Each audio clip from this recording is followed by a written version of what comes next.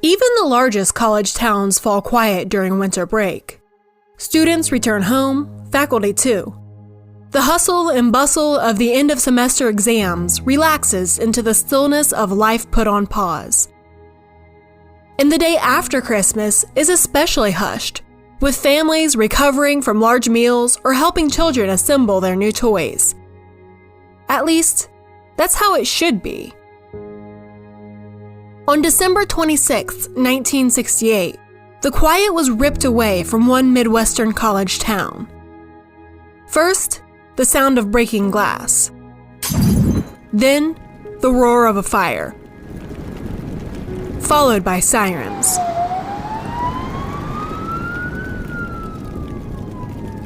When the smoke had cleared, it was apparent that this was no accident, but rather a targeted attack. On this episode of Talking Hoosier History, we'll explore the events leading up to the firebombing of the Black Market on December 26, 1968 in Bloomington, Indiana, and the reverberations of that attack that have lasted for decades. I'm Lindsay Beckley, and this is Talking Hoosier History.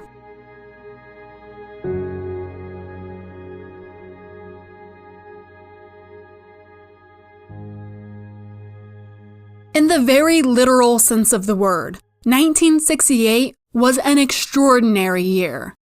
Even situated as it was, within a decade characterized by social and political upheaval, 1968 was unique in the sheer number of transformative events.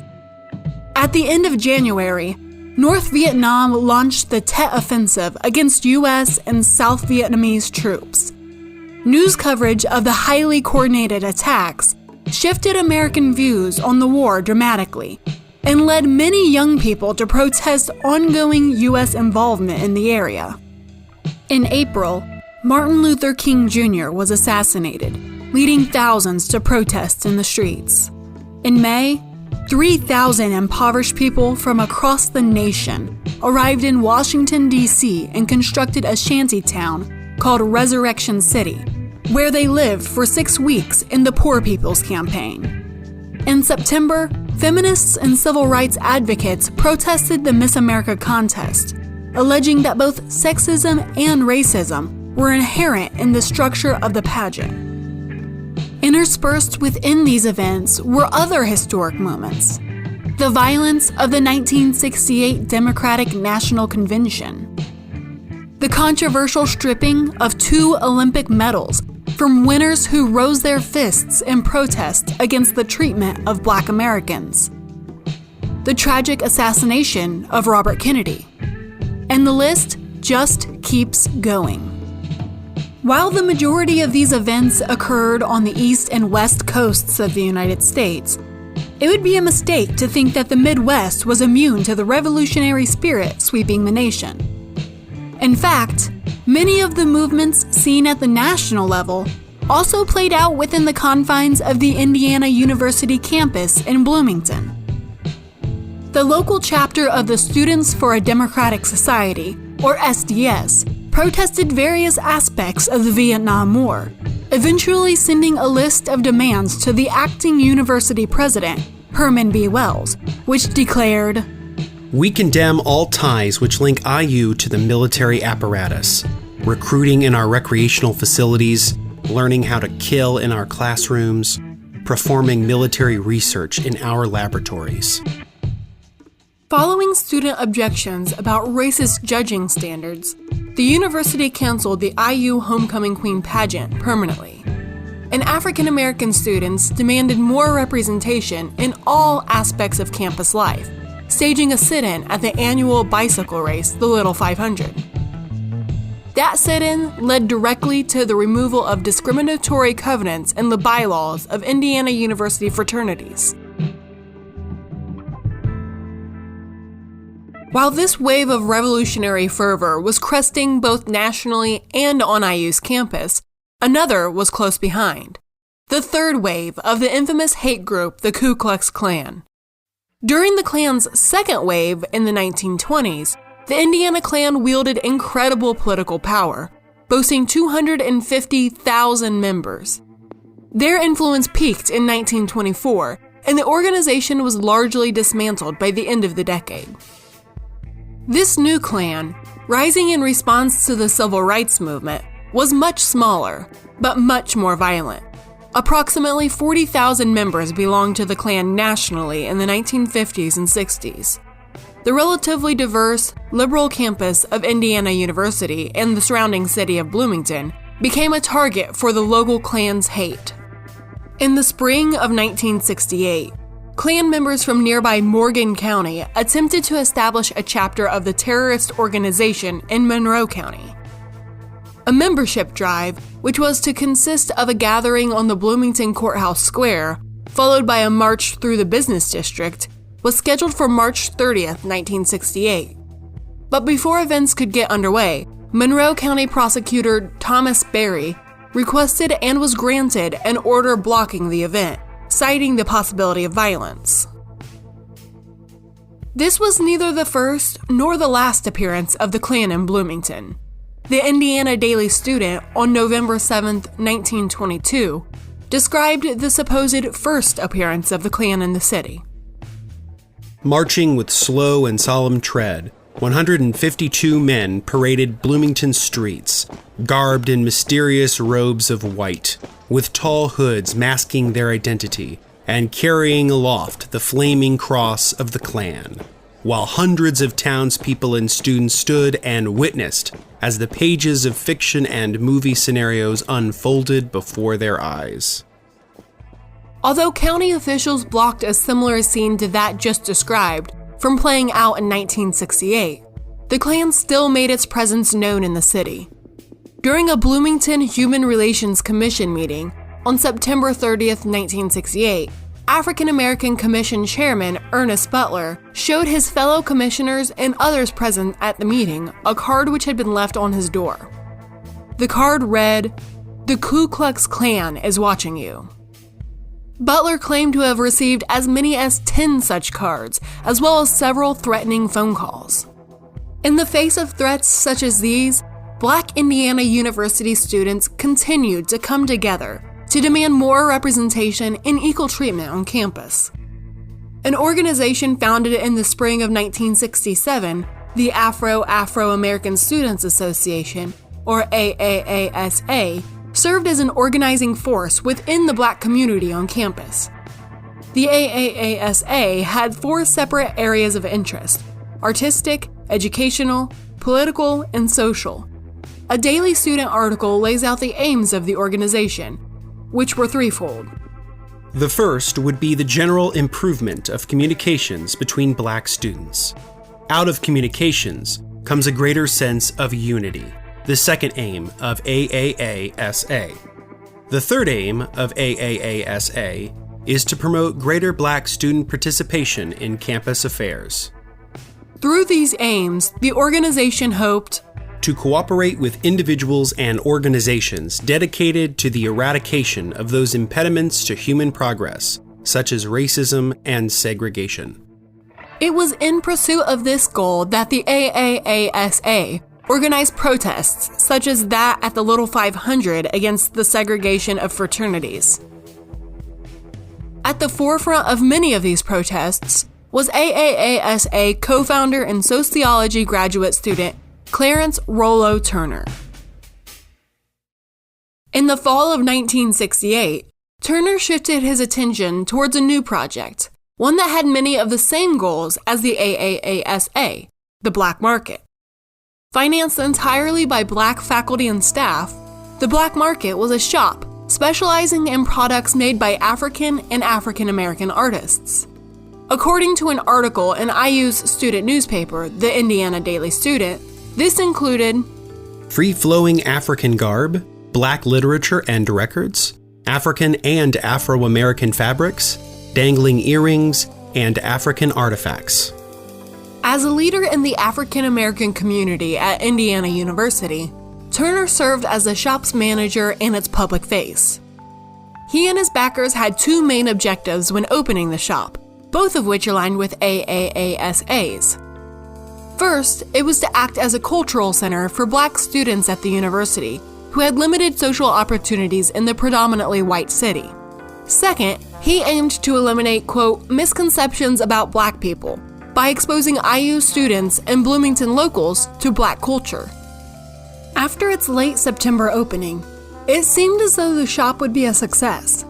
Joking that the dashikis sold in the black market would soon supplant the more mainstream fashion of the day, the Daily Student said, "Suits and ties may eventually join the ranks of white socks and baggy slacks if the immediate success of the black market is a sign of things to come." However, at the same time that the shop was proving to be a popular enterprise with IU students, factions within Bloomington were pushing back against its very existence.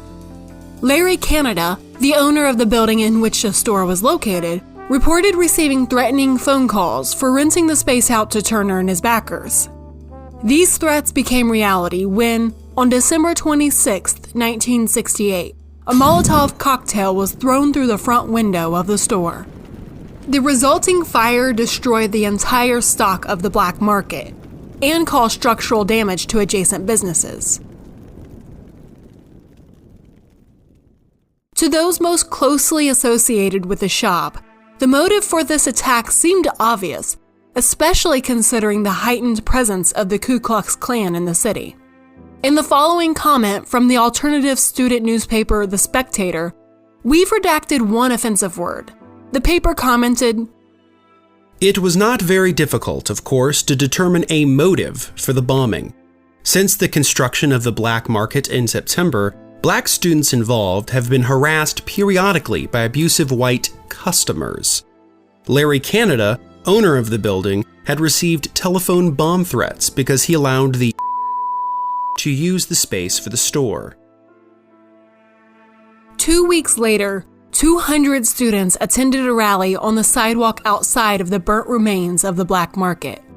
Amidst calls for action from the university and city officials, and appeals to Black students to make a stand in the face of violence, Rollo Turner said, quote, "The only reason this store was bombed was because it was a Black store." Behind the rally, hung across the splintered door of the shop, was a hand-letter sign that read, "A coward did this." 8 months would pass before those students learned the identity of the man responsible for the attack. In the intervening time, IU students and faculty came together to raise enough money to repay the financial backers of the shop, as the shop's inventory was uninsured. Rollo Turner also made the decision not to reopen the store. All of the funds raised had gone to pay back investors, leaving none for reinvestment in new stock. Additionally, the extensive damage to the structure necessitated its total demolition, meaning a new space would need to be secured. And it may have proven difficult to find a landlord willing to risk their property if a repeat attack was carried out. Sadly, the bomber got what they wanted, but it wasn't without a price. Details about the search for the perpetrator are limited. An ad hoc group formed by representatives from the community, university, and local civil rights organizations offered an award for information leading to the arrest and conviction of the guilty party. The Spectator alluded to a person of interest in their coverage of the attack, saying, "Acting on reports of witnesses, police are searching for a white male with dark hair, about 5 foot 8 inches, 160 pounds, wearing a light gray finger-length topcoat at the time of the fire." Whether or not either the reward offered or the description of a person of interest played any part in the search for the perpetrator, or if they were identified in some other way, on August 6, 1969, the Monroe County Circuit Court issued arrest warrants for 2 men in relation to the crime. One of those men, Carlisle Briscoe Jr., pleaded guilty to the second-degree arson charges, while also implicating an accomplice, Jackie Dale Kinzer, who he accused of driving the getaway vehicle. Eventually, the charges against Kinzer would be dropped just before he pled guilty to 3 unrelated crimes. While it's unclear if the charges being dropped was directly related to Kinzer's guilty pleas, the timing of the two does seem to suggest the possibility. Both men had strong ties with the local Ku Klux Klan. Kinzer was a member who in subsequent years would be arrested multiple times for Klan-related crimes. Briscoe's Klan membership is slightly less clear.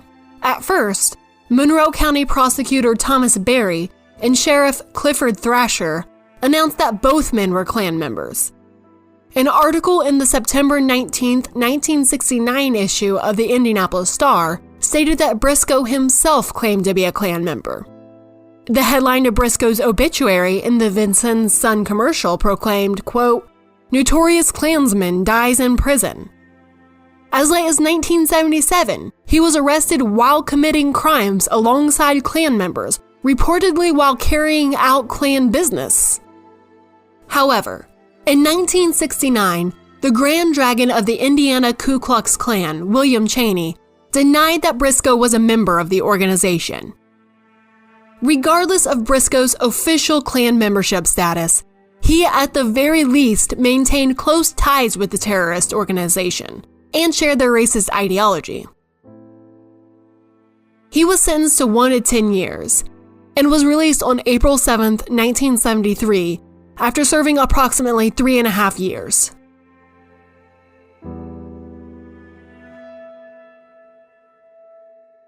The story of the black market firebombing could have ended there. The structure had been demolished, the investors had been paid back, and a conviction had been made.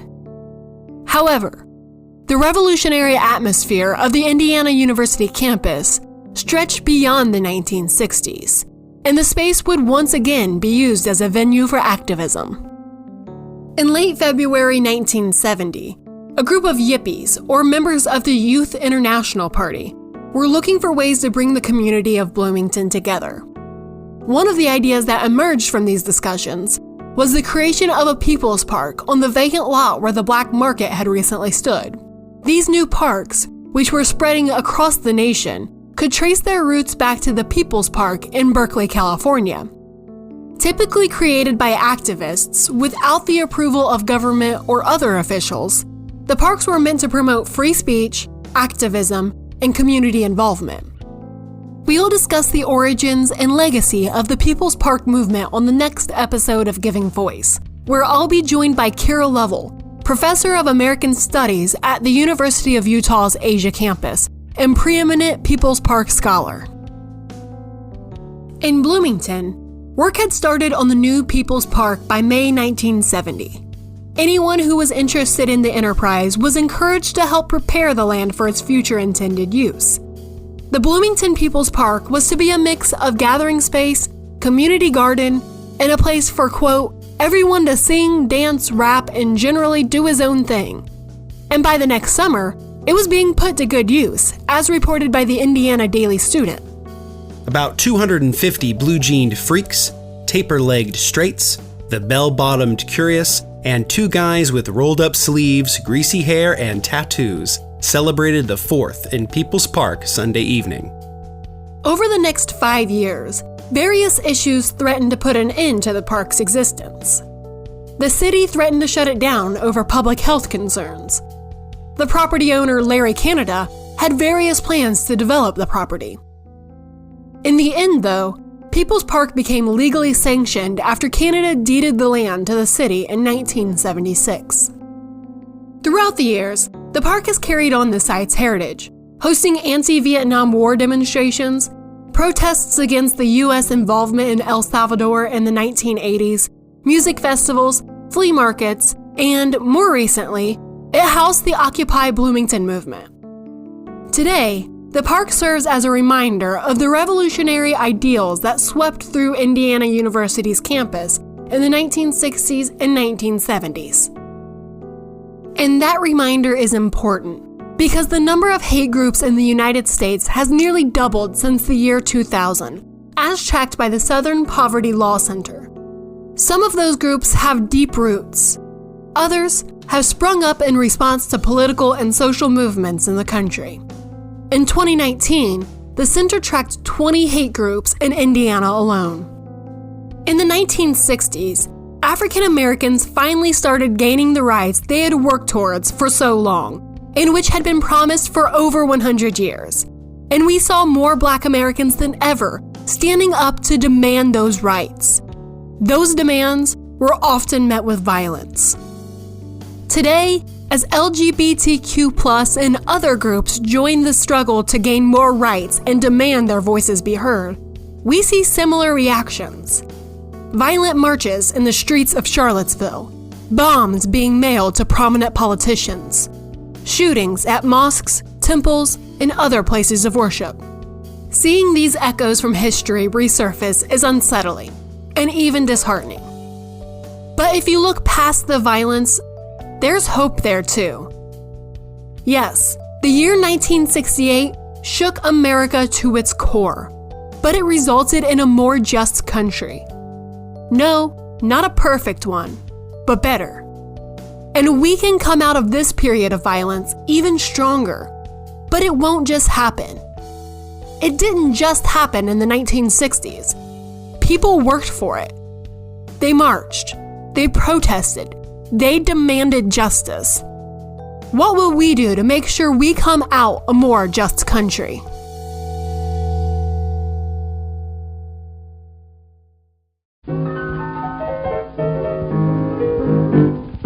Once again, I'm Lindsay Beckley, and this has been Talking Hoosier History. Talking Hoosier History is a product of the Indiana Historical Bureau, a division of the Indiana State Library.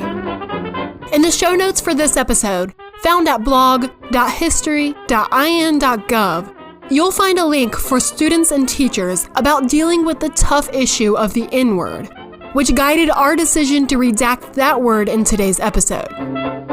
You'll also find a full transcript with helpful links as well as a list of all the sources used in the making of this episode.